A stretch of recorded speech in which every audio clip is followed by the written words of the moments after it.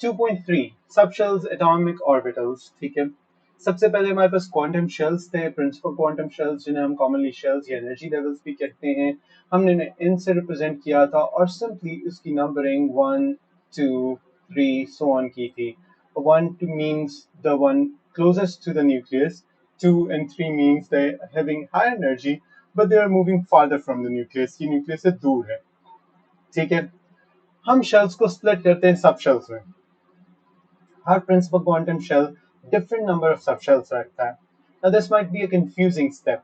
ठीक है, आपको याद होगा कि मैंने उस वक्त एक व्हाइट बोर्ड शेयरिंग की थी और बताया था कि पहले शेल का सिर्फ एक सब शेल है, दूसरे के दो सब शेल हैं, तीसरे के तीन हैं, चौथे के चार हैं।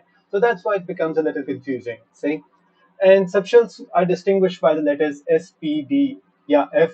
ठीक है, तो हमारे पास डिफरेंट लेटर्स थे। पहला सबशेल एस है, शार्प, प्रिंसिपल, डिफ्यूज्ड, फंडामेंटल, ये वर्ड्स आगे चल के भी आएंगे।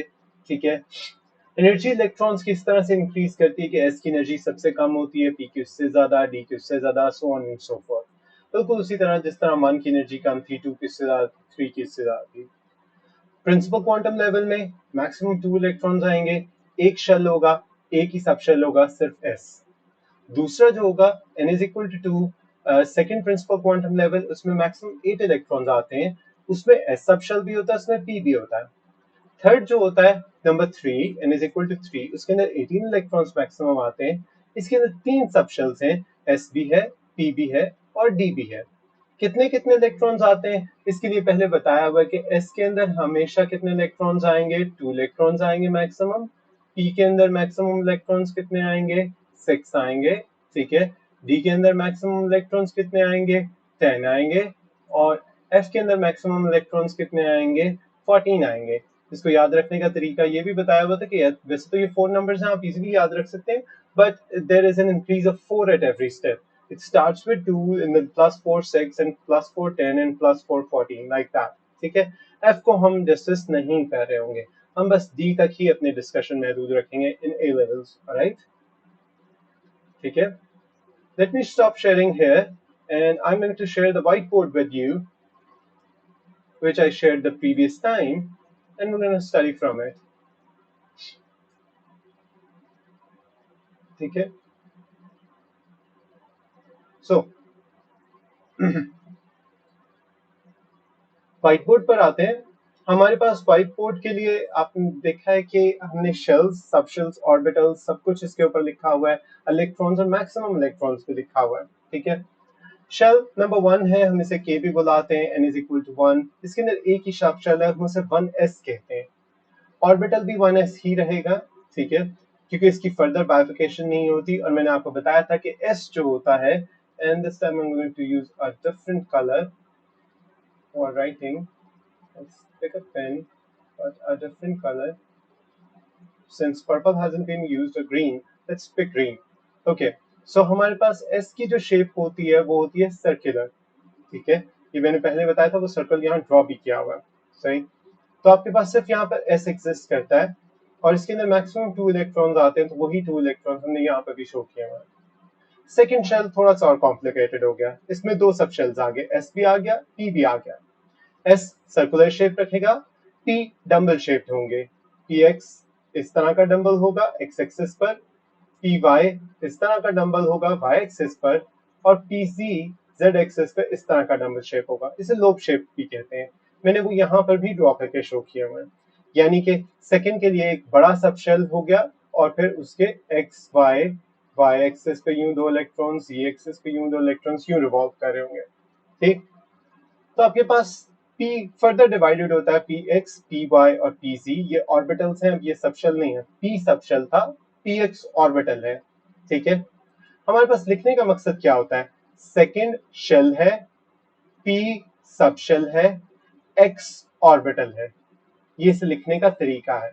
एक ऑर्बिटल में मैक्सिमम 2 इलेक्ट्रॉन्स आते हैं, तो 2px में 2 आए, 2py में 2 आए, 2pz में 2 आए, टोटल इलेक्ट्रॉन 6 प्लस 2 जो कि s के अंदर थे, इसके टोटल इलेक्ट्रॉन्स 8 हो गए। इस तरह से वो कि हमने सादा तरीके से आईजीसीएसई में बता दिया था कि 8 इलेक्ट्रॉन्स आ सकते हैं सेकंड शेल में मैक्सिमम, यहां उसकी तरतीब बताई हुई है। याद रखिए मैक्सिमम इलेक्ट्रॉन्स फाइंड आउट करने का हमारे पास एक मैथमेटिकल फॉर्मूला 2n² भी होता है। यही n की वैल्यू उठा के इस फॉर्मूला में पुट करें, आपके पास मैक्सिमम इलेक्ट्रॉन्स की काउंट आ जाएगी। ठीक। थर्ड शेल m से डिनोट होता है, इसके अंदर 3 सब शेल्स हैं, s, p और d। तो 3s होगा, 3p होगा जो कि डिवाइडेड होगा 3px, 3py, 3pz में, और 5 ऑर्बिटल्स डिवाइडेड होंगे 3d के, जो कि हम as में नहीं पढ़ाते, A2 में जाकर पढ़ाएंगे। एक स्लाइट आइडिया हम डिस्कस कर लेते हैं कि ये 5 ऑर्बिटल्स हैं, इनकी शेप एक दूसरे से डिफरेंट होगी, लेकिन इससे ज्यादा नहीं पढ़ाते। शेप्स क्या हैं, कैसे डिस्कस करना है, सब कुछ A2 में जाकर आएगा। अब चूंकि यहाँ पर एक ऑर्बिटल था, 2 इलेक्ट्रॉन, 3 ऑर्बिटल हैं, हर ऑर्बिटल में 2 इलेक्ट्रॉन आ सकते हैं, 2 2px में आए, 2 3py में आए, 2 3pz में आए, टोटल 6 इलेक्ट्रॉन्स हो गए। 5 इलेक्ट्रॉन्स हैं, 5 into 2, 5 ऑर्बिटल्स हैं, 5 into 2 10 इलेक्ट्रॉन्स आ जाएंगे। इन सारों को एड अप कर लें, आपके पास answer 18 electrons, maximum number of electrons in shell number 3 आ जाता है। शेल नंबर 4 में हमारे पास s p d f चारों होंगे, इनके इसी तरह से इलेक्ट्रॉन्स होंगे जो इनके नीचे यहाँ पर लिखे हुए हैं, ठीक है, ये सारे, और आपके पास उतने ही ऑर्बिटल्स इनके पास होंगे, ये इलेक्ट्रॉन्स बन जाएंगे, और total number of electron count 32 हो जाएगा। बट शेल f सिर्फ आपकी अंडरस्टैंडिंग के लिए लिखा गया है, इसकी कोई डिस्कशन पेपर में नहीं आएगी। ठीक। तो ये एक ग्रैंड आइडिया बन जाता है। अगर इस ग्रैंड आइडिया को हम थोड़ा सा और एक्सपैंड करें, ठीक है ना, मैं इसके अंदर एक और पेज ऐड कर रहा हूं, तो हमारे पास, मैं अब तरतीब से ड्रॉ करूंगा। फर्स्ट शेल को मैं इससे ड्रॉ कर रहा हूं, ठीक है ना, ये नंबर 1 होगा, सेकंड को मैं ड्रॉ करूंगा इससे, ठीक है, थर्ड को मैं ड्रॉ करूंगा इससे, और सो ऑन, फोर्थ को मैं रिप्रेजेंट करने की कोशिश करूंगा। I can't draw them, third भी नहीं ड्रॉ हो सकता पूरा, ठीक है ना। फर्स्ट शेल बड़ा छोटा सा, सॉरी माय बैड, ठीक है, फर्स्ट शेल में सिर्फ एक ही सब शेल होता है, वही शेल होता है, वही सब शेल होता है, वो एस होता है, तो वो स्फेरिकल होता है। सेकेंड शेल पर जब आप आते हैं तो ये अब एटम का एक बाकायदा डायग्राम आपके सामने ड्रॉ किया जा रहा है। वो फर्स्ट शेल से बड़ा होता है, उसमें एक सर्कुलर एस होता है, एक पी एक्स होता है, एक पी वाई होता है, और एक पी जी होता है। ठीक है, मैं थोड़े से इलेक्ट्रॉन्स भी ड्रॉ करता चला जाता हूं ताकि आपको मसला ना हो। एक इलेक्ट्रॉन ये, एक इलेक्ट्रॉन ये, ठीक है। अब इसके 8 इलेक्ट्रॉन्स, हाँ, can't you see my board?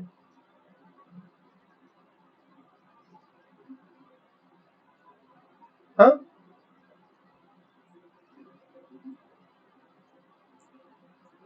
um, wait a second.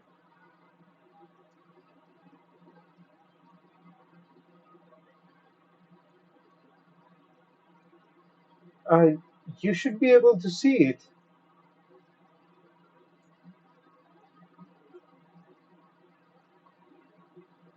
Can you see it now?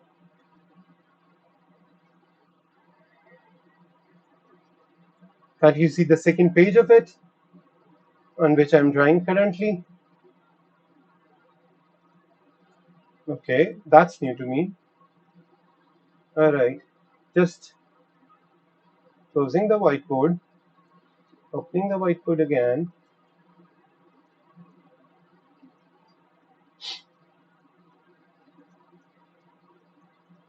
Now you can see what? Page number 2. Now you can see the drawing, right? Good, great. You can see the drawing, that's good. And I was drawing the 2 electrons. अब मैंने इसके circle पे 2 electrons कर दिए। These are the x electrons, 2 more. These are the y electrons, 2 more. And these are the z electrons, 2 more. Like this.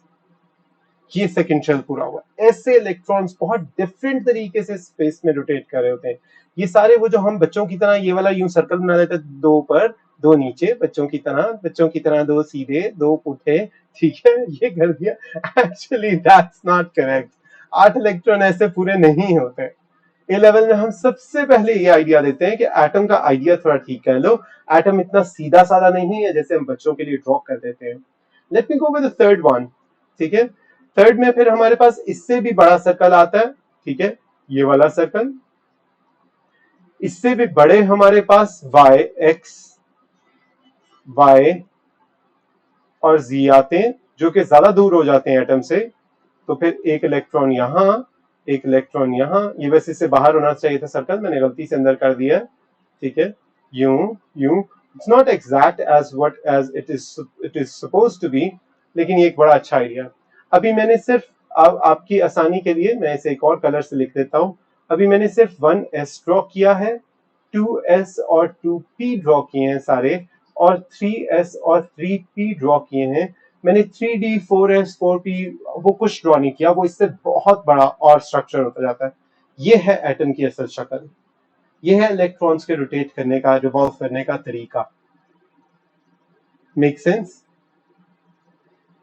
But it is very difficult. अगर किसी को direct ये पिक्चर दिखा दी जाए तो एक लम्हे तो वो घूम ही जाता है, पिक्चर उसे नहीं समझ आती। So what we have started doing is that we don't give them the picture, actually we share this table with them. Why don't share it in words if picture is getting confusing? I think this table is मैंने तो गड़मड़ कर दिया, table गंदा मंदा कर दिया 4 तरह की मुख्तलिफ ड्राइंग्स डालकर, लेकिन the table is easier to understand in comparison to the diagram. Make sense? Okay, अगर ये क्लियर हो गया तो फिर हम वापस जाते हैं। Let's get back to the book. ठीक है, और अब हमारे पास वही वाली चीजें जो इसने लिखी हुई हैं, वही चीजें, उसके अलावा वो कुछ चीजें क्लैरिफाई कर रहा है। लेट्स क्लैरिफाई दोस। ठीक है, 3 पॉइंट्स में उसने क्लियर किया हुआ है, फर्स्ट सेकंड थर्ड शेल। ठीक है, उसके बाद उसने बताया हुआ है कि हम किस तरह से इलेक्ट्रॉन फिल करते हैं।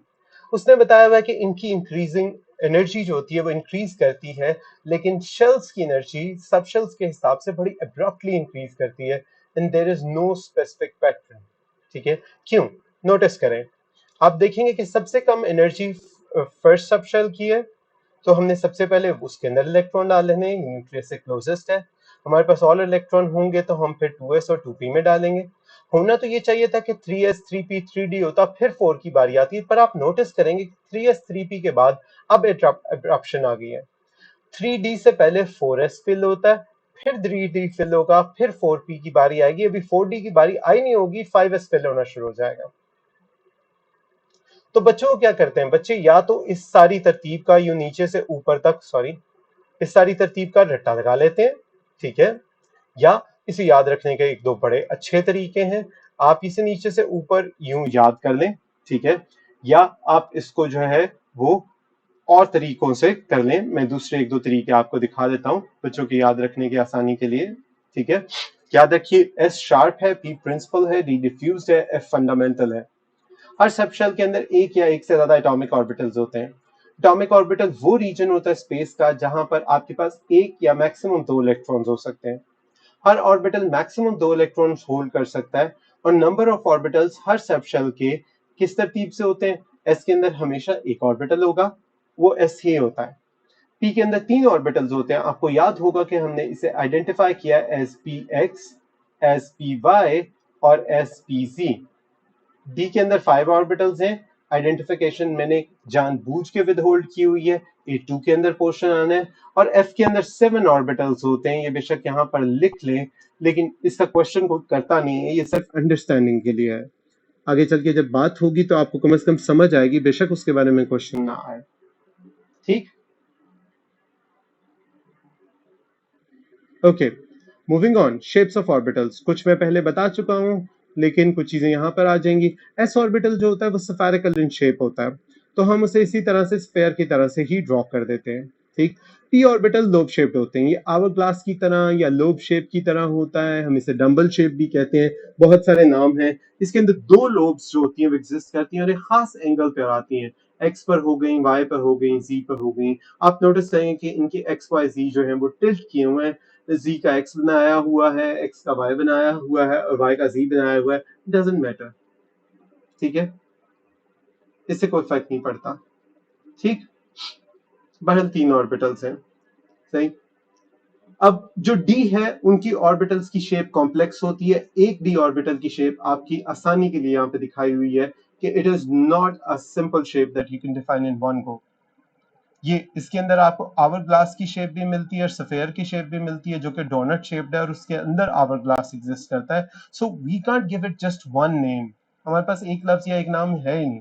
आई took a sentence to explain it that it's an hour glass in the centre of a doughnut. ठीक. और उन्होंने लिखा हुआ है कि डी की शेप्स एएस में नहीं ए लेवल में पढ़ेंगे जब हम चैप्टर 24 पर जाएंगे. Chapter 19 is the first chapter of A2. आपने फर्स्ट 18 चैप्टर्स करने होते हैं एएस के लिए. So that's a part of A2. So we are not going to do it now. ठीक. Filling the shells in orbitals. अब जो इलेक्ट्रॉनिक कॉन्फ़िगरेशन हमने फिल अप करनी है उसमें हमें लोएस्ट एनर्जी लेवल से स्टार्ट करना है. सबसे पहले वो एनर्जी लेवल या वो सब शेल या वो ऑर्बिटल फिल होगा जो सबसे कम एनर्जी वाला होगा और फिर हम आहिस्ता आहिस्ता ऊपर जाएंगे जिसका तरीका ऊपर बताया भी जा रहा था. अब उसका कोई एक रेगुलर पैटर्न नहीं है. एक तरीका ये बताया हुआ है. आप तरतीब से नीचे 1s फिर 2s 3s 4s 2p 3p 4p यूं लिख लें और यूं जिगजैग मूव करें. ठीक. पुराने जमाने में हम ये तरीका अप्लाई किया करते थे. 1s 2s 2p 3s. मैंने जिस तरीके से पढ़ा है मैं वो बता रहा हूँ. 3d. ठीक है. फिर 4s 4p 4d या फिर 4f और हम यूं करते थे एरोज की हेल्प से starting from the tail right to the head. ठीक है. यूं यूं कवर करते थे इस तरह से. पहले एरो से यूं करते जाएंगे. 1s हर सूरत पहले आएगा जो यहाँ पे भी पहले है. फिर 2s आएगा. फिर 2p 3s आएगा. 2s 2p 3s आएगा. फिर 3p 4s आएगा. 3p 4s आ गया. फिर 3d 4p 5s आना चाहिए. यहाँ पे 5s होता तो वो भी इस एरो में आ जाता तो वो 3d 4p और फिर ये 5s इस एरो में आ जाता. यूं तरतीब से चलता है. जैसे एरोज यहाँ लगे हुए वैसे भी यहाँ लगे. यूं कर लें कोई फर्क नहीं पड़ता. मैंने बच्चों को क्या करते देखे कि वो कोई एरोज याद नहीं करते. 1s से लेकर 5s तक रट्टा लगा लेते हैं. 1s 2s 2p 3s 3p 4s 4 3d 4p 5s. It's pretty simple to remember. ठीक है. So memorization part would work because you can't take the time to draw it every time. Drawing बेशक दी तो ये कभी आप भूल जाएं तो ऐसा कर लें लेकिन बेहतर है कि आपकी मेमोरी में ये बात हो so that you don't take time because advanced level papers A-level papers are a race against time. If you're going for stuff like that कि मैं ये भी ना याद करूं उसके लिए ये तरतीब रख लूं मैं वहां जाके ड्रॉ कर लूंगी. You're going to take a few minutes or seconds to draw that and come up with an answer. और पता नहीं आप ड्राइंग में जल्दी में गलती ना कर जाएं टाइम की कमी की वजह से आप टाइम मैनेजमेंट बिल्कुल बुरी तरह से फेल कर जाएंगे. ठीक.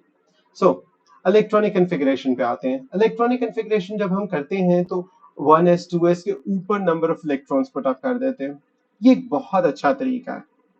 Let me show you how. आपको याद होगा वहां पे मैंने 3px लिखा था. अगर मैं इसके ऊपर यूं करके यूं लिखूं ये इसका शेल है. ये इसका सब शेल है. ये इसका ऑर्बिटल है. ये इसके नंबर ऑफ इलेक्ट्रॉन्स है. ये चूंकि इसके आगे यहाँ पर कोई सब इसका ऑर्बिटल नहीं बनता ना इसलिए यहाँ पर नहीं लिखा गया. मैंने जानबूझ के इसकी बजाय ये वाली एग्जांपल दी है ताकि आपको मैं शेल सब शेल ऑर्बिटल और नंबर ऑफ इलेक्ट्रॉन सब डिस्क्राइब कर सकूं. याद रखिए कि ऑर्बिटल के अंदर मैक्सिमम 2 इलेक्ट्रॉन्स हो सकते हैं तो यहाँ पर या तो नंबर 1 आएगा या नंबर 2 आएगा. That's about it. ठीक. हाँ. एक तरीका ये होता है कि फिर आप ये नहीं लिखते.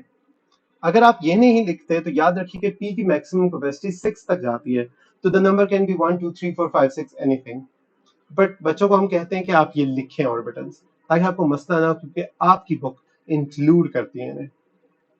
वही बात इसने यहाँ पर भी की हुई है. Electrons one by one successive elements के लिए बढ़ते चले जाते हैं. Increasing atomic number increasing energy के हिसाब से ही हम उसे फिल करते चले जाते हैं. कैसे फिल करेंगे? फॉर एग्जाम्पल आपके पास 16 इलेक्ट्रॉन्स हैं तो कैसे फिल होंगे? देखें 1s 2s 2p 3s. मैं अभी p के पार्ट्स नहीं कर रहा आपकी आसानी के लिए. 3p 4s यहां तक रख लेते हैं. ठीक है. अब 16 है. 2 s के अंदर 2 आते हैं. इस s के अंदर भी 2 आएंगे. p के अंदर मैक्सिमम 6 आते हैं. s के अंदर 2 आते हैं. How many electrons are these? These are 12. I can put 4 more here. So like this. This is the electronic configuration of part A. समझ आया?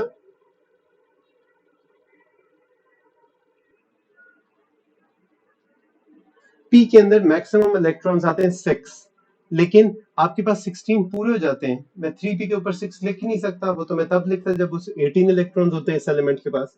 इस एलिमेंट ये गरीब एलिमेंट है ना, लाइबा की तरह लिनियर थोड़ी ना है कि मैं सारे सारे शेल्स पूरे फिल करते जाऊं। इस बेचारे के पास तो है ही टोटल 16 इलेक्ट्रॉन्स। आप ऊपर के नंबर्स टोटल कर लें, 2 + 2 + 6 + 2 + 4 that is equal to 16। So after all, I'm going to stop somewhere wherever the question asks me to. The question asks me to stop at 16, so I stopped at 16. I hope that makes sense. ठीक है? अब अगर इसी तरतीब से आपको 9 करना हो, how would you do that?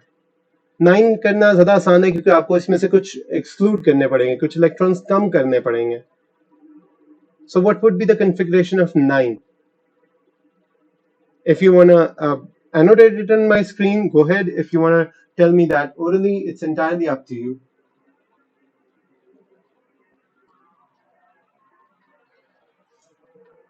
1s2 squares. These are not squares. This is not mathematics. This is chemistry. 1s2, 2s2.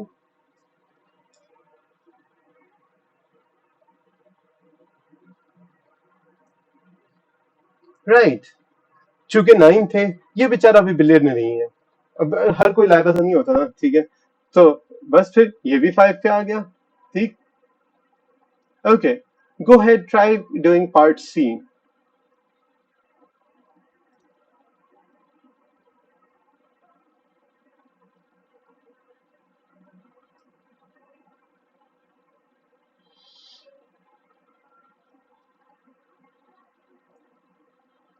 Right.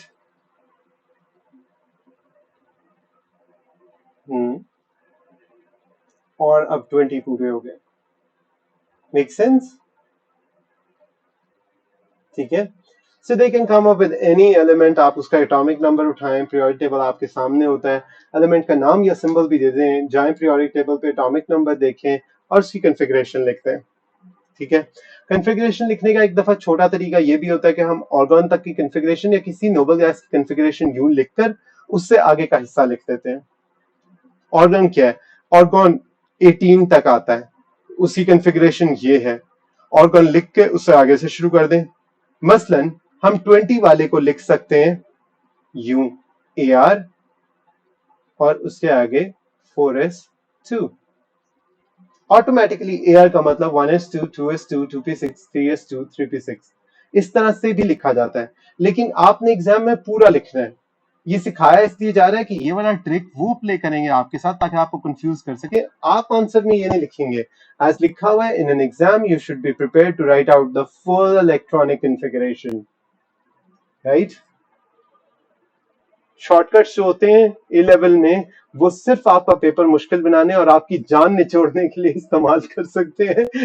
आप शॉर्टकट नहीं इस्तेमाल कर सकते पेपर में, ठीक है ना. आप पूरे लिखेंगे हर दफा. ठीक. वो बेशक आपका क्वेश्चन ऐसा बनाए कि आपका सांस खुश्क हो जाए पढ़ के. ठीक है, उनको इजाजत है, आपको नहीं है. सही है. Okay, moving on. Electronic configuration potassium के लिए, ठीक है. I think it's pretty easy क्योंकि हमने 19 फिल अप करने हैं. आप 20 ऑलरेडी कर चुके हुए हैं, वो 4s2 पे एंड हो रहा था, तो 19 would be 4s1. I think it's pretty simple. Right. अब आते हैं थोड़ा सा कॉम्प्लिकेटेड. देखिए, 20 तक की कॉन्फ़िगरेशन आपने आईजीसीएसई में भी की हुई है, वो कि वहां पर आपको पूरी डिटेल नहीं पता होती थी, लेकिन आप सिंपल नंबर्स कॉमा डाल डाल के लिख लेते थे. ठीक है. 2 8 18 वाली तरतीब जो भी थी. सही. अब आप थोड़ा सा ज्यादा इसे कॉम्प्लिकेटेड कर रहे हैं, but let's go for the step up. अब 3D भी फिल करना है. बाय दैट वी मीन कि आपका जो भी ये पूरा तरतीब है 4s, अगर 4s2 भी हो जाए तो उसके बाद बारी आती है 3D की. अब 3D के आने चाहिए अंदर 10 मैक्सिमम इलेक्ट्रॉन्स. तो ये 1 2 3 4 5 6 7 8 9 10 होगा. लेकिन here comes the tricky part कि इनकी इलेक्ट्रॉनिक कॉन्फ़िगरेशन एक जैसी है ही नहीं. ये इन्होंने फर्स्ट 20 की कर 18 की कर दी. अब आते हैं हम 3D पर. ठीक है ना. ये उसने 20 वाले भी कर दिया और आगे वो अब वो कर रहा है. ठीक है. नोटिस करें, स्कैंडियम 21 है 3D1 4s2, ठीक है। उसके बाद 22 23 24 23 तक ये 3D1 2 3 4 रहेगा। जैसे ये 4 पर पहुंचता है ना, तो ये 3D4 और 4s2 की बजाय 3D5 और 4s1 हो जाता है। ये 24 इनडिफरेंट है इन सारों की तरतीब से। इसे होना क्या चाहिए था 24 को? इसे होना चाहिए था 3D4 और 4s2, लेकिन ये ऐसा नहीं है, ठीक है। Just a second, I am going to pause it. जल्दी। लालिया भाई समोसे वगैरह लेने गए हैं, भाभी ने चाय रखी है और उन्होंने मैसेज किया तुम लोग भी नीचे आ जाओ, नीचे लेके जाएंगे। मैं खत्म करके आता हाँ हूँ। मैंने बता दिया, मैंने कहा Okay, I'm back. Do you understand the point?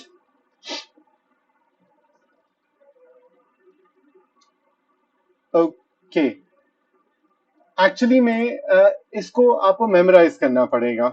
तो कुछ कॉन्फ़िगरेशंस जो आपकी तरतीब है उससे हट कर आती हैं, ये समझाने की कोशिश की जा रही है, ठीक है। I think you are still a little confused, so let's do it on white board, shall we. हम करते हैं इसे एक व्हाइट बोर्ड पर, ठीक है। और हम ये करने जा रहे हैं कि हम इसे सॉल्व करेंगे। Just a second, I'm gonna make open it up to page 3. I hope page 3 उसी वक्त आपके पास appear up भी हो जाए। Just a second. हाँ हाँ एक second. Let me open up page 3.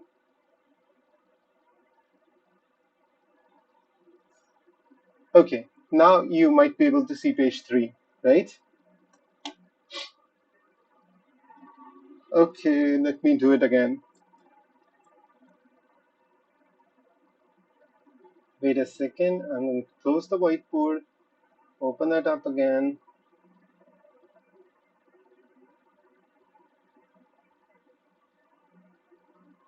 How about now? I think it needs a restart before I can get to it. All right. So we were saying कि हम यहाँ पर ऐसा करते हैं कि हम इलेक्ट्रॉनिक कॉन्फ़िगरेशंस बाकायदा सॉल्व करते हैं in order for you to get a good experience on doing it. So in order to complete this way, you should have periodic table open in front of you. Go ahead, do it when you're ready. Let me know.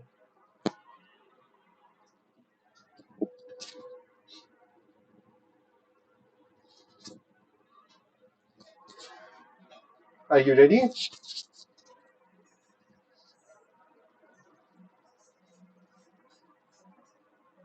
Can you hear me? So do you have the periodic table in front of you? इसी book के and पर periodic table होता है, appendices से पहले बिल्कुल। Start of the book में नहीं होगा, एंड ऑफ द बुक में ग्लॉसरी से पहले appendices के साथ।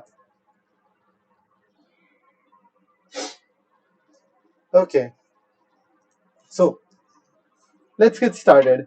आपको कैल्शियम के बाद कौन सा एलिमेंट नजर आता है? Atomic number 21, scandium Sc, right? ठीक है, so that is scandium and the atomic number is 21. हम इसे ऑर्गन की कॉन्फ़िगरेशन लिखते हैं। Organ automatically means 1s2 2s2 2p6 3s2 3p6 हो गया, ठीक है। इसका मतलब है 4s2 से स्टार्ट करना है, सही। तो ये 4s2 होगा और उसके बाद 3d1 होगा, राइट। ये बात समझ आती है? ऑर्गन का मतलब है 18, ठीक है, ये याद रखना, ये मैं ऊपर लिख भी रहा हूं। स्कैंडियम से अगला कौन सा है?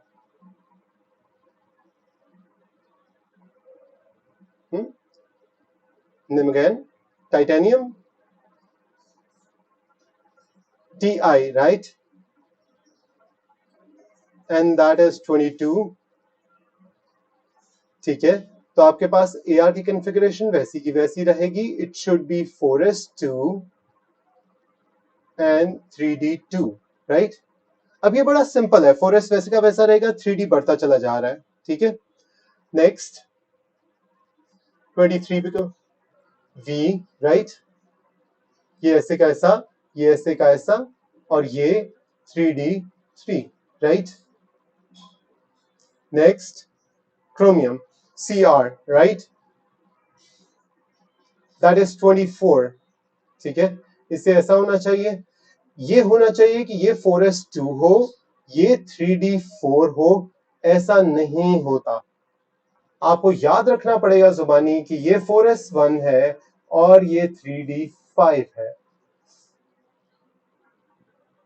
ठीक है? क्रोमियम के केस में आपको जुबानी याद रखना पड़ेगा, ठीक? अच्छा, नेक्स्ट 25 है। 25 पे होना ये चाहिए कि ये 4s2 हो और ये 3d5 हो, ये ऐसा ही रहता है, ठीक है? नेक्स्ट 26 है, ये इसे क्या होना चाहिए? 4s2, ठीक है? 3d6, सही? 27 4s2 3d7, फिर 3d8, ठीक है? Sorry my pen is giving me a hard time, ठीक है? ये हो गया 28 पर, फिर 29 पर होना चाहिए 4s2 और 3d9, which does not happen. What happens is 4s1 and 3d10. Next up is 4s2 and 3d10. वो ऐसे कैसा ही होता है, which is 30, ठीक है? अब बात समझ आई? So if I count the indifferent ones, then the indifferent ones are these. Can you name them from me? कौन कौन से indifferent हैं? 24 और 29 वाले कौन से elements हैं? Right, chromium and copper. Do you get the point? Can I get back to the book? Okay, I'm going to close the whiteboard and I'm going to get back to the book, and you would see the same thing written over there. ठीक है? Now, let me, chromium and copper. There is a specific paragraph for them. Since ये वो गंदे बच्चे हैं जो उस तरतीब से नहीं चलते जिस तरतीब से टीचर चलाना चाह रहा था, ठीक है ना? हम सोच रहे थे कि ये 3d4 4s2 होंगे, इन्होंने उल्टा 3d5 4s1 या 3d10 4s1 किया, ठीक है? अब ऐसा क्यों है? इसकी सिर्फ एक रीजन यहां पर एक लाइन में लिखी हुई है, ये इलेक्ट्रॉन अरेंजमेंट्स जो हैं ये एनर्जेटिकली ज्यादा स्टेबल है, ये ज्यादा स्टेबल है, वो नहीं थी, ये नहीं ज्यादा स्टेबल, ये ज्यादा स्टेबल है, ठीक है? ये नहीं ज्यादा स्टेबल, ठीक? तो एक लाइन लिखी हुई है कि ये वाली जो एनर्जेटिकली ज्यादा स्टेबल अरेंजमेंट्स है। I hope that make sense. इसका रट्टा लगा लेना है, इसका कोई हल नहीं है, इससे ज्यादा रीजनिंग आपकी बुक में पढ़ाई भी नहीं जाती। So remember the reason, remember the configuration, these two are the only ones जो इसमें इस तरह के हैं, ठीक है? 3D के बाद फिर हमें फिल अप करना होता है 4p, तो हम थोड़ा सा और आगे मूव करते हैं और आप नोटिस करेंगे कि 3D 4s के बाद 4p फिल होना शुरू हो जाता है और वो 6 तक फिल होते होते क्रिप्टॉन तक चला जाता है, और इस तरह फर्स्ट 4 पीरियड्स पूरे हो जाते हैं। Period 1, period 2, period 3, period 4। Periodic table में आप देखेंगे कि पीरियड 4 का आखिरी एलिमेंट क्रिप्टॉन है। Helium, neon, organ, krypton. अगर नोबल गैसेस की तरतीब से पढ़ी जाए, पहला पीरियड खत्म होता है हीलियम पर, दूसरा खत्म होता है नियॉन पर, तीसरा ऑर्गन पर, चौथा क्रिप्टॉन पर। क्रिप्टॉन तक की इलेक्ट्रॉनिक कॉन्फ़िगरेशन उन्होंने आपको सिखा दी है और पेपर में आ सकती है, ठीक? ओके, नेक्स्ट पार्ट, और orbitals and periodic table. Since 40 minutes के बाद क्लास खत्म हो जाती है, सो हम इसे यहीं पर खत्म करते हैं। Orbitals and the periodic table, ठीक है? अरेंजमेंट एलिमेंट्स की पीरियोडिक टेबल में हमने इस तरह से की हुई है कि इलेक्ट्रॉनिक स्ट्रक्चर रिफ्लेक्ट किया जा सके और हम एलिमेंट्स को ब्लॉक्स में स्प्लिट कर सकें। अब एलिमेंट्स जो होते हैं ग्रुप 1 और 2 के अंदर, ये ग्रुप 1 है, ये ग्रुप 2 है, इनको हम एस ब्लॉक एलिमेंट्स कहते हैं। व्हाई? इनका हमेशा जो आउटर मोस्ट इलेक्ट्रॉन होगा वो s में एग्जिस्ट करता होगा, चाहे वो 2s में है, वो 3s में है, वो 4s में है, 5 में है, 6 में है, 7s में है, जिसमें भी है, लेकिन s में एग्जिस्ट करता होगा। इन्हें हम s ब्लॉक शेल कहते हैं। इनके आउटर में shell electrons s sub shell में होते हैं। फिर सेंटर में हमारे पास डी ब्लॉक है। डी ब्लॉक को हम डी ब्लॉक इसलिए कहते हैं कि हमारे पास इसमें वो एलिमेंट्स होते हैं जिनके outer most electrons d sub shell के अंदर होते हैं। And d can hold a maximum of 10 electrons, so there is 1 2 3 4 5 6 7 8 9 and 10 total portions, right? Then there is P block. These have their outermost shells in P subshell. So you would see as P can hold a maximum of 6 electrons, so they will have 6 compartments to fill. ये group numbers अब हम change कर देंगे। आप इसे 1 2 3 4 5 6 7 8 पढ़ते थे। Now it's not gonna be like this. 1 2 then 3 4 5, ठीक है, ये हत्ता कि ये 11, ये 12 और यहाँ पर फिर हमारे पास 13 14 आ जाएगा। ग्रुप 3 नहीं कहेंगे, ग्रुप 13 कहेंगे, अब ग्रुप 4 नहीं कहेंगे, 14 कहेंगे, so on and so forth। Group 8 नहीं कहेंगे, 18 कहेंगे, राइट? और जिस ब्लॉक के अंदर एलिमेंट एग्जिस्ट करता है उसका आउटर मोस्ट इलेक्ट्रॉन उसी सब शेल के अंदर आता होगा। जिस ब्लॉक के अंदर एलिमेंट एग्जिस्ट करता है उसके जितने मैक्सिमम नंबर ऑफ इलेक्ट्रॉन्स हैं उतने ही उसके अंदर ग्रुप्स एग्जिस्ट करते होंगे। एस के अंदर मैक्सिमम इलेक्ट्रॉन्स 2 आते हैं, इसके अंदर ग्रुप्स कितने एग्जिस्ट करते हैं 2। डी के अंदर मैक्सिमम इलेक्ट्रॉन्स 10 आते हैं, इसके अंदर ग्रुप्स कितने एग्जिस्ट करते हैं 10। पी के अंदर मैक्सिमम इलेक्ट्रॉन 6 आते हैं, इसके अंदर ग्रुप्स कितने एग्जिस्ट करते हैं 6। और यहां से नीचे आपको पीरियोडिक टेबल में एक एफ ब्लॉक वाला पोर्शन मिलेगा। एफ के अंदर total electrons maximum number of electrons आ सकते हैं 14। सो आपके पास यहाँ पर 14 लाइंस आपको नजर आएंगी, ठीक है, 14 एलिमेंट्स नजर आएंगे। Some periodic tables hold 15, that's because के ऊपर वाला एलिमेंट नीचे लिखा होता है ऊपर की जगह के बजाय। उसमें ये अरेंजमेंट खराब नहीं है, एक तरीका होता है रिप्रेजेंट करने का, इसलिए वो 15 हो सकता है। Don't get confused, I am still right with what I am saying, right? F block आपको नहीं प्रिपेयर करना, you only need to prepare your stuff from S, D and P block। S और P block elements को हम main elements या main group elements कहते हैं। D block elements को हम transition elements कहते हैं। If you remember previously from IGCSE, it would still remain the same, this won't change, ठीक, which is also mentioned in the second point here, right? Okay, moving on। Filling the orbitals. Orbitals को हमने fill कैसे करना है, इससे पहले हमने electronic configuration की थी, अब हमने एटॉमिक ऑर्बिटल्स को फिल करना है। एटॉमिक ऑर्बिटल्स को हम स्लाइटली डिफरेंटली फिल करते हैं। हम क्या करते हैं कि हम ऑर्बिटल्स ड्रॉ ही इस तरह से करते हैं। टेक अ लुक, हर ऑर्बिटल एक बॉक्स है और उसके अंदर सिर्फ 2 इलेक्ट्रॉन आ सकते हैं।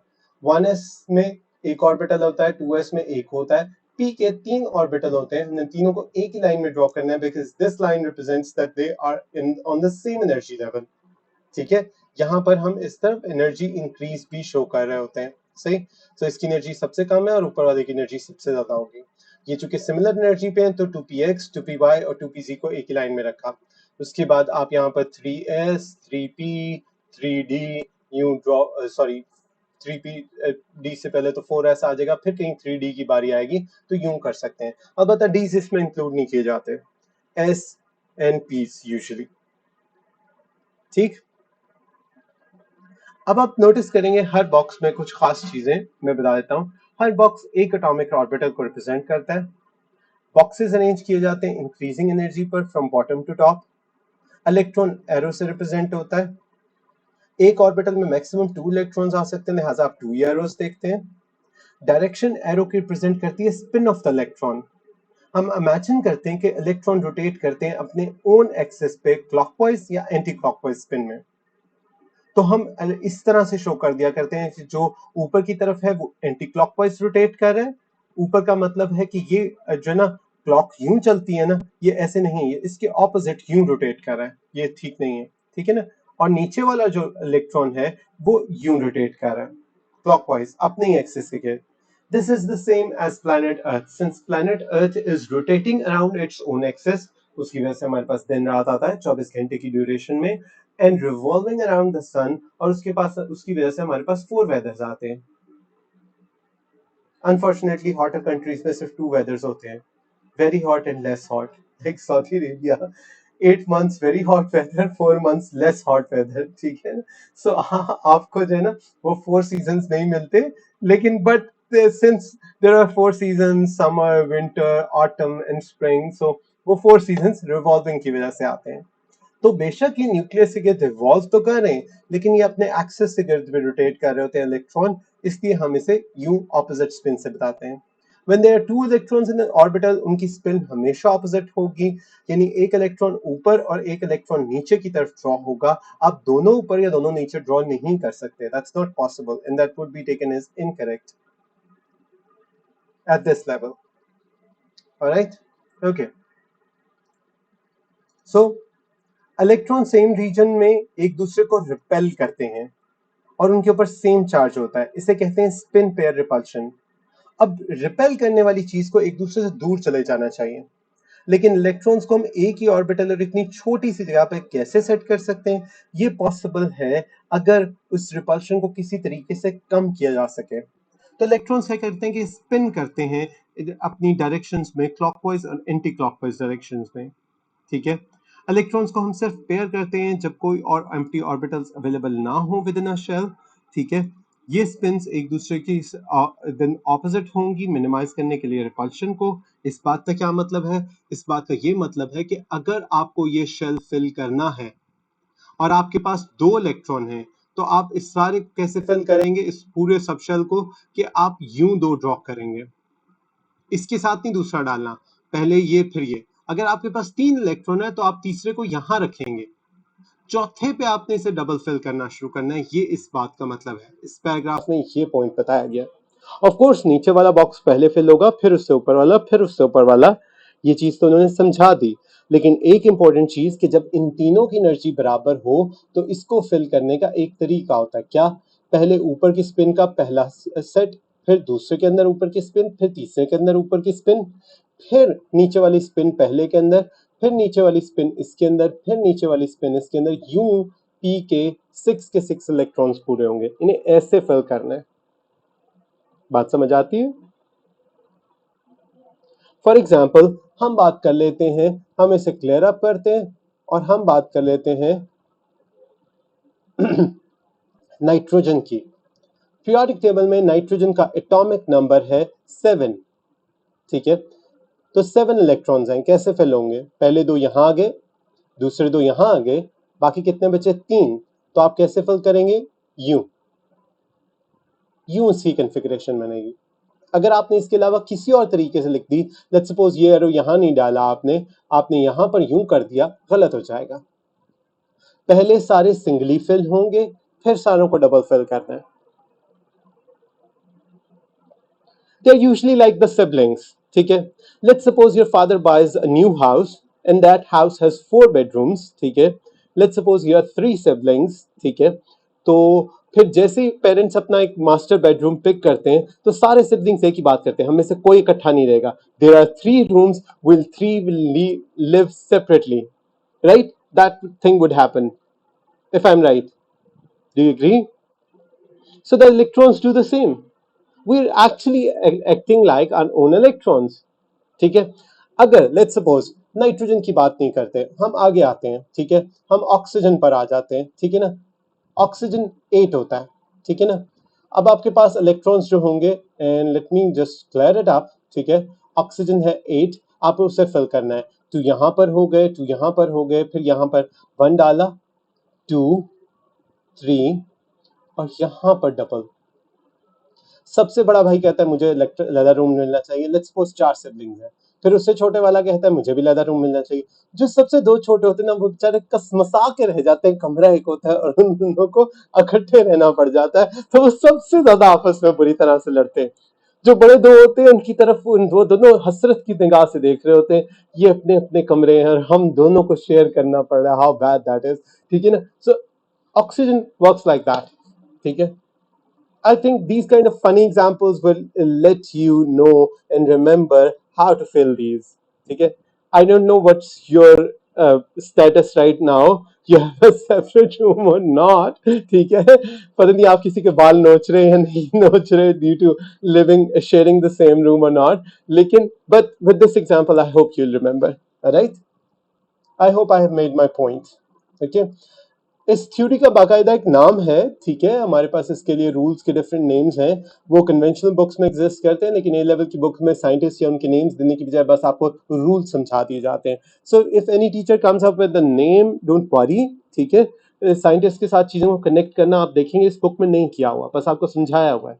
वो कन्वेंशनल पाकिस्तानी टीचर्स का सिस्टम होता है, अगर आपने कहीं और देखा या पढ़ा तो आप वो बताएंगे ये फलाने साइंटिस्ट ने किया था, ठीक है. हमारी बुक्स में इस तरह बहुत कम होता है. So I am not coming up with any specific rules और names, I am just telling you how that goes, ठीक है. Free radicals. फ्री रेडिकल एक ऐसा स्पीसी होता है जिसके पास वन और more than one unpaired electrons होते हैं. अनपेयर्ड इलेक्ट्रॉन्स ऐसे इलेक्ट्रॉन्स को कहते हैं जो यहाँ पर आपको नजर आ सकते हैं कार्बन में, नाइट्रोजन में, ऑक्सीजन में, ठीक है, और वो आपको उसी तरतीब से पता भी चल रहा होगा. एक एग्जांपल फ्री रेडिकल की हम आइसोलेटेड क्लोरीन एटम भी कहते हैं, ठीक है. उसकी इलेक्ट्रॉनिक कन्फिगरेशन जो होती है 1s2 2s2 2p6 3p2 3p5 होता है. 3p ऑर्बिटल में दो ऑर्बिटल्स ऐसे होते हैं जिनके पेयर्ड इलेक्ट्रॉन होते हैं, और एक ऑर्बिटल ऐसा होता है जिसके अंदर अनपेयर्ड इलेक्ट्रॉन होता है, ठीक है. अगर मैं यहाँ पर थोड़ा सा आगे चलकर यहाँ पर क्लोरीन को रखूं और उसे फिल करूं तो आखिर में जो 3 बॉक्सेस आएंगे, ठीक है. Let me clarify my self, since it's 3p5, तो जो ये जो 3p के, ये 2p के नहीं 3p के बॉक्सेस हैं, तो उसमें एक डबल होगा, दूसरा भी डबल होगा, और चूंकि 5 है तो एक में एक इलेक्ट्रॉन होगा. ये अनपेयर्ड इलेक्ट्रॉन कहलाता है. अनपेयर्ड इलेक्ट्रॉन की वजह से ऐसा एटम फ्री रेडिकल होता है. फ्री रेडिकल को शो करते हैं कि डॉट लगा दिया जाता है उसके ऊपर छोटा सा, जैसे ये क्लोरीन के ऊपर लगा हुआ है. So will put a dot over here, and now this is not a chlorine atom, it's a chloride free radical, and you are showing that unpaired electron on top of it in the form of a dot, ठीक है. Groups of atoms free radicals के तौर पे भी behave कर सकते हैं. For example हमारे पास CH3 के अंदर भी एक फ्री रेडिकल हो सकता है, ठीक है. कार्बन ऐसा हो सकता है कि बॉन्ड बनाते हुए फ्री रेडिकल कर ले, ठीक, सही. तो उस सूरत में कार्बन के पास एक फ्री अनपेयर्ड इलेक्ट्रॉन होगा. और आप किसी भी सूरत में, लेट्स सपोज ये एक फॉर्मूला बना हुआ है CH3 और उसके बाद C और C के ऊपर ये डॉट लगा हुआ है, तो समझ जाएं कि कार्बन के पास एक अनपेयर्ड इलेक्ट्रॉन है. लेट्स सपोज आपके पास ये एक यूं फॉर्मूला लगा हुआ है, यूं, यूं और यूं, तो समझ जाएं कि नाइट्रोजन के पास एक अनपेयर्ड इलेक्ट्रॉन है. क्लियर? दुनिया का कोई भी औखे से औखा फॉर्मूला लें जिसके ऊपर डॉट होगा उसके पास अनपेयर्ड इलेक्ट्रॉन होगा. I think I make more sense when I say it like that. Right? So moving on.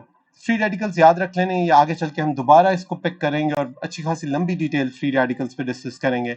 Word species हमारे पास डिफरेंट पार्टिकल्स को, एटम्स को, आयंस को, मॉलिक्यूल्स को, फ्री रेडिकल्स को, इलेक्ट्रॉन्स को जनरल टर्म में बताती है, लेकिन हम इन्हें पार्टिकल लिखकर भी वाज दफा जान छुड़ा लेते हैं. ये सारे पार्टिकल के टाइप्स हैं. जब आपने ब्रॉडर कैटेगरी वर्ड यूज करना हो, पार्टिकल यूज करें. अगर आपने स्पेसिफाई करना है, एटम वो होता है जो इलेक्ट्रॉनिकली बैलेंस्ड होता है, प्रोटॉन्स और इलेक्ट्रॉन्स बराबर होते हैं. आयन वो होता है जिसमें प्रोटॉन इलेक्ट्रॉन बराबर नहीं होते, इसके ऊपर चार्ज होना मस्ट है. मॉलिक्यूल एटम से मिलकर बनते हैं, लेकिन ये भी कंप्लीटली बैलेंस्ड होते हैं, इनके ऊपर चार्ज नहीं होता. Proton electron count again balance हो जाती है. फ्री रेडिकल के पास एक अनपेयर्ड इलेक्ट्रॉन होता है. इलेक्ट्रॉन एक सेपरेट सब एटॉमिक पार्टिकल है जिसके ऊपर नेगेटिव चार्ज होता है. तो ये सारे के सारे पार्टिकल्स हैं, but everyone can be defined in a different way, and I hope you are familiar with all of these now. Are you? Good good. Electronic configuration ions की भी आनी होनी चाहिए, सिर्फ एटम्स की नहीं आती पेपर में, आयंस की भी आती है. Na पॉजिटिव लिखा हुआ है. Na पॉजिटिव का मतलब है Na एक इलेक्ट्रॉन लूज कर चुका हुआ है. अब इसमें 11 नहीं 10 इलेक्ट्रॉन्स हैं, तो 10 के हिसाब से कॉन्फ़िगरेशन आएगी. सल्फाइडाइन S-2. S-2 का मतलब है कि सल्फर ने 2 इलेक्ट्रॉन्स गेन कर लिए हैं. सल्फर का अपना प्रोटॉन नंबर 16 है, 2 इलेक्ट्रॉन गेन करने के बाद 18 हो जाएगा, तो हम इसे कॉन्फ़िगरेशन 18 की देंगे, ऑर्गन जैसी, सल्फर जैसी नहीं. तो आयंस की कॉन्फ़िगरेशन एटम्स की कॉन्फ़िगरेशन से चेंज होती है। आपको उसके पॉजिटिव या नेगेटिव साइन से देखकर अंदाजा लगाना पड़ेगा इसने कितने इलेक्ट्रॉन्स लूज या गेन किए, उतने प्लस या माइनस कर लें उसमें से और फिर उसकी कॉन्फ़िगरेशन लिखें। प्रॉब्लम कहाँ होता है? साइन प्लस का होता है, एटम इलेक्ट्रॉन लूज किए होते हैं, लिहाजा थोड़े इलेक्ट्रॉन लिखने होते हैं। अब ऊपर साइन प्लस का है लेकिन नंबर छोटा हो जाता है ओरिजिनल नंबर से, और जहां ऊपर साइन माइनस का होता है वहां नंबर बड़ा हो जाता है नीचे वाले नंबर से, एटॉमिक नंबर से। तो ये स्लाइटली कंफ्यूजिंग होता है बच्चे के लिए। मसलन सल्फर में ऊपर साइन माइनस का है लेकिन प्रोटॉन नंबर से बड़ा नंबर लगेगा उसके ऊपर, 16 नहीं लगा, 18 लगा। Na के ऊपर प्लस का साइन है, 11 से बड़ा नंबर लगना चाहिए था प्लस के साइन के हिसाब से, लेकिन छोटा नंबर लगेगा क्योंकि प्लस तब आता है जब इलेक्ट्रॉन लूज हो जाते हैं। 11 नहीं लगा, 10 लगा, as stated over here. Make sense? ये फिर हमें उसी तरतीब से करने पड़ते हैं। मसलन उसने टाइटेनियम एटम आपके सामने लिख दिया और टाइटेनियम +2 आयन आप खुद करेंगे। अब यहां पर थोड़ा सा डिफिकल्टी लेवल बढ़ जाता है।